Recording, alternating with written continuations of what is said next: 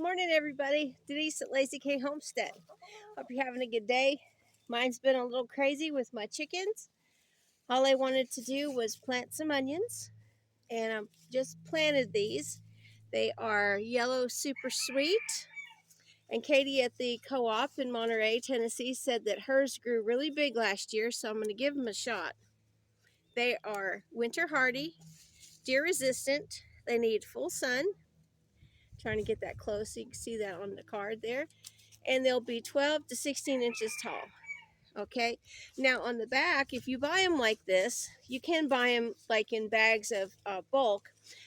But if you're new to planting onions or anything, and it comes with a little card, information card, it'll tell you how to go ahead and plant your onions, tips, and things like that, which is really nice. And for these, I planted them 4 inches apart, and it had 2 rows, so the rows are 12 inches apart that way.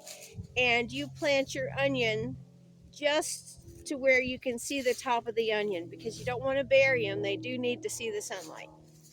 So the reason I've got you guys out here is because my chickens have decided to come and uncover the onions 3 times so far. So I decided I'm going to have to build some kind of netting to go across here. So what I'm doing is I took my tomato posts from last year that I just had in this other garden, and I am just putting them on the inside of the raised bed like so, going all the way down because I'm going to put some netting on there. This isn't my thing. I'm not really good at building stuff, but I thought surely I can do this. There's my netting. Now my onions aren't all the way down, but like I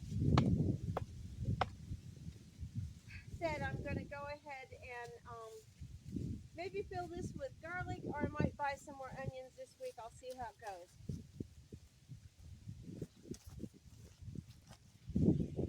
I got all my posts pounded into the raised bed. You could also, I'm going to see how it goes, but I think they're going to stay because it's pretty tall.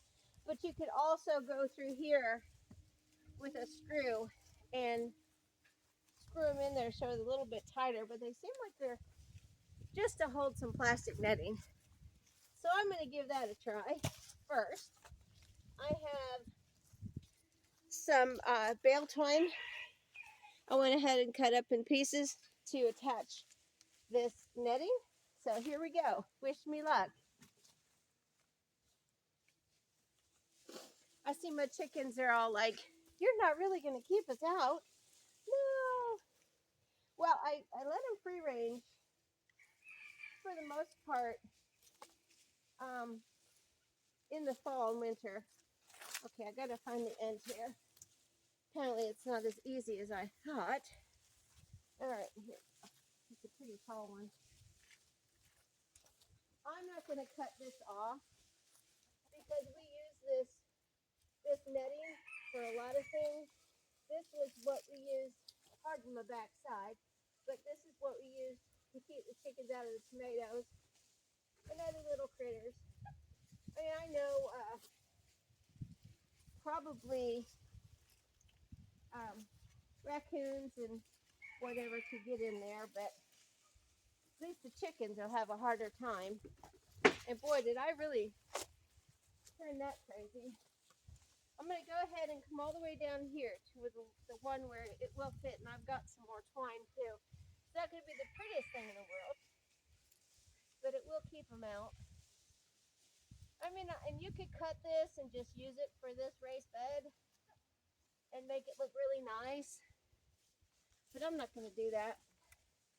This stuff I have used for years and years and years.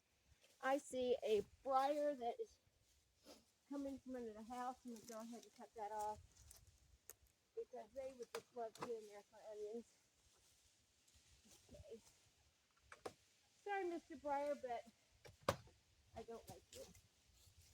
Okay, so you can see what I've done. I don't mind it hanging in here either, because that actually will help keep these chickens from thinking they can fly over, because if they fly on top and they feel that netting, they're not going to want to be in there. We use this for our chicken coops too, as netting to keep hawks out and to keep chickens in. So I think it's going to do the job. I wish it could be prettier, but it is what it is. So you see, I'm just tying these twines on all the posts. I think all I need is one. I may go ahead and tie them up here. Let me just see. Maybe I'll go ahead and do that. And it'll keep the chickens out. And life will be good at the Lazy K Homestead.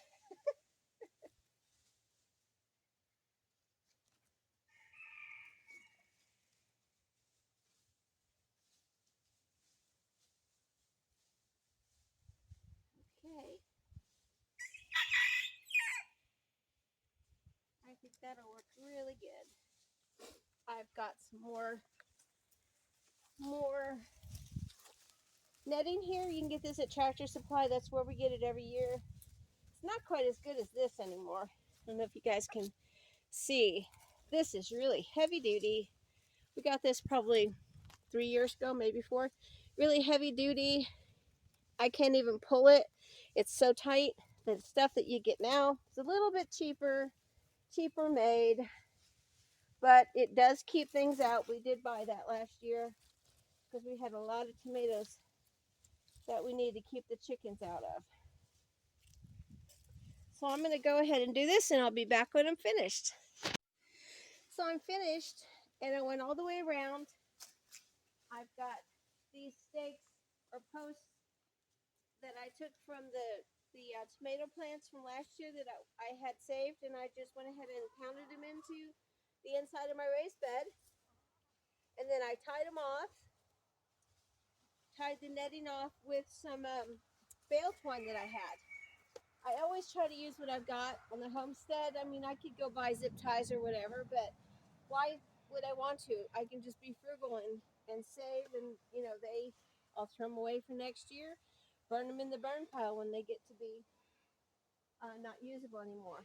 But that's going to keep my onions, and if I plant garlic or peas or anything else in here next year, all I have to do is just lift out these stakes or posts, then the netting will come right with it, and I can replant anytime, but keep those pesky chickens out. Like I said, I love them to free range, especially with bugs and spiders and stuff in the fall, winter, and early spring, but they have to go into their pasture area for spring and summer. Well, y'all have a great day, Lazy K Homestead. Maybe this is something you might think about doing. I know it's not pretty, but it's workable. Y'all have a great day. Bye.